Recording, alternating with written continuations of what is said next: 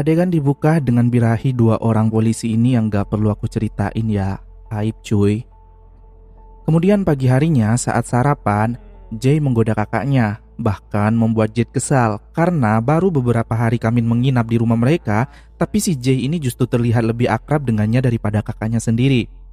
Karena Jet sangat khawatir sama adiknya itu, jadi hari ini Jet tidak mengizinkan Jay pergi kuliah meski Jay memaksa karena ada presentasi. Pilihannya presentasi apa nyawa.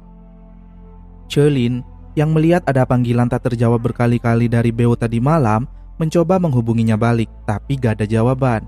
Cherlyn yang merasa khawatir langsung menelpon Jay untuk mengabarinya kalau Beo tidak datang ke kampus hari ini. Jay pun segera menghubungi Kamin kalau Beo mungkin sedang dalam bahaya karena tidak seperti biasanya dia bolos kelas, apalagi ada presentasi. Dia sangat giat dalam belajar meskipun suka berkelahi. Saat sakit aja dia maksa datang, tapi kali ini ada yang aneh. Mereka pun langsung pergi ke kondonya Beo. Jet meminta Jay supaya menunggu di bawah saja, dan ternyata benar. Saat mereka menyuruh petugas membuka kamar Beo, tercium aroma yang begitu menyengat. Rupanya kondisi Beo sudah mengenaskan di dalam bak mandi. Tubuhnya hancur oleh cairan asam sehingga melepuh dan berceceran di mana-mana. Hal ini tentu saja membuat Jay terpukul. Bahkan polisi yang katanya janji akan mengawasi mereka tidak dapat menjamin keselamatan mereka. Jet pun langsung memeluk adiknya untuk menenangkannya. Kamin lalu bertanya apakah Beo dan Cherlyn ada masalah akhir-akhir ini, dan Jay mengatakan tidak, karena mereka sangat dekat, bahkan cuma Cherlyn lah yang punya kartu kunci kamar Beo. Cherlyn akhirnya dipanggil untuk dimintai keterangan. Cherlyn berkata Beo sangat serius dalam belajar.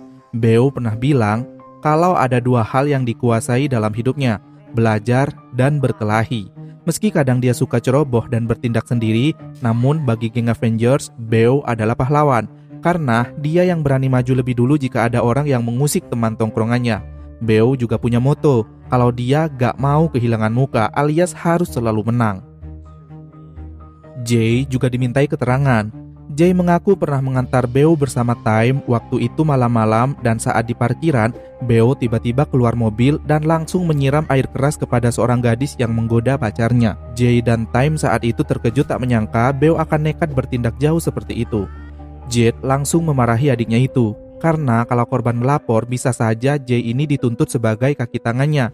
Tapi Jay gak tahu harus berbuat apa saat itu, karena kejadiannya terlalu cepat. Bahkan, Jay dan Time tidak sempat mencegah Beo yang langsung turun mobil kemudian menyiram gadis itu. Cherlyn berkata kalau tadi malam Beo ini menelpon dan mengiriminya pesan, tapi Cherlyn baru membuka pesannya pagi ini di kampus dan langsung menelpon balik, tapi tidak diangkat. Cherlyn lalu menunjukkan bukti chatnya. Setelah polisi mengamati, kasusnya hampir mirip dengan Tar. Kejadiannya antara pukul 1 sampai 2 pagi, sama seperti waktu dan Puify juga. Kamera CCTV di daerah tempat kejadian lagi-lagi tidak berfungsi. Saat mereka putus harapan, Jet memperhatikan ada sebuah mobil yang terparkir di sana, dan plat nomornya terlihat jelas. Mereka pun langsung melacak mobil itu untuk meminta rekaman dashcam-nya. Setelah berhasil mendapatkannya, mereka langsung memeriksa. Meski sosok yang terekam kamera tidak begitu jelas, tapi Kamin bisa memastikan jika itu seorang pria dan memakai kacamata. Lanjut ke ruangan forensik, Dr. Tan Hoon menjelaskan kalau cairan asamnya yang membuat kulit Beo menjadi putih keabu-abuan dan sebagian lagi hitam lebam. Di dalam perutnya juga ditemukan asam sulfat dan asam fluorida. Intinya dua zat ini bisa menyebabkan rasa panas hebat, bahkan menyebabkan luka bakar. Setelah memberi penjelasan, lagi-lagi Dr. Tan Hoon ini mencoba menggoda Inspektur Kamin. Kurasa betul lah dokter nih sama inspektur itu ya kan. Kemarin minta ID lain, sekarang minta nomor. Tentu saja Jet menghalanginya karena Jet duluan yang suka. Jadi rebutanlah Inspektur satu nilah.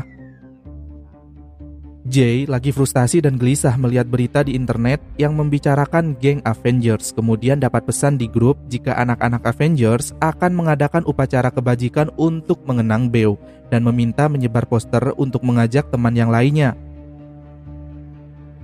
Cherlyn melihat ada sekelibat sosok misterius dan jadi gelisah. Lalu keesokan harinya tidak banyak yang datang ke kuil. Kamin tidak heran. Melihat masa lalu Beo yang kejam pada siapapun, tentu teman-temannya enggan datang. Hanya geng Avengers dan 3 teman lainnya aja yang datang. Di sini terlihat jika Tongkla dan Cherlyn seperti menyembunyikan sesuatu. Setelah upacara kebajikan selesai, Chelin menegur Tongkla yang masih sempat-sempatnya memungut dan ngumpulin uang duka Beo untuk diambil sendiri. Benar-benar definisi teman tidak tahu diri ya kan? Mereka lalu mengobrol dan Tongkla menyinggung jika bukan karena dirinya, mungkin sekarang mereka akan melakukan upacara untuk Chelin. Iya, ternyata Tongkla yang memilih menantang Beo di surat tantangannya. Tongkla berkata tidak harus jadi putra anggota parlemen untuk melindunginya. Yang itu tandanya Tongkla sebenarnya suka sama Chelin dan mereka memiliki hubungan gelap di belakang Cem. Jadi ini definisinya selingkuh-selingkuhan gitu ya. Bener-bener geng pergaulan bebas ya geng Avengers ini. Tanpa sadar, di sana ada rekaman CCTV yang sudah diawasi oleh Jet dan Kamin sehingga mereka akhirnya mengetahui tentang surat tantangan yang Tongkla tunjukkan ke Chelin. Akhirnya setelah pulang dari kuil, Tongkla langsung dicegat dan digeledah. Diambil kartu tantangannya, lalu dibawa ke kantor polisi. Adegan selanjutnya gak penting untuk dijelaskan ya guys, tentang hubungan asmara Kamin, Jet, dan Dr. Tan Khun yang menurut Artu gak begitu ngaruh gitu sama ceritanya ya. Dr. Tan Khun menyatakan kalau Ketamin Tar dan Beo berasal dari sumber yang sama karena memiliki takaran komposisi yang sama persis. Jet langsung curiga dan kembali menyergap anak remaja di awal itu lagi, memaksanya untuk mengaku yang katanya barang itu berasal dari The Wild Hunt. Saat dalam perjalanan menuju Wild Hunt, Jet mengalami kecelakaan sementara Kamin dapat telepon misterius yang mengancamnya jika rasa keingintahuannya itu bisa kucing kesayangannya sebagai pelajaran. Dan ya, yang dimaksud si penelpon adalah Jet. Seseorang datang yang ternyata itu adalah Sonji yang Jet cari-cari. Jet yang tak berdaya dihajar habis-habisan. Sementara Kamin masih tetap terus mencoba menghubungi Jet. Karena tidak diangkat, Kamin meminta Ken agar segera mengirim bantuan karena Jet kemungkinan sedang dalam bahaya.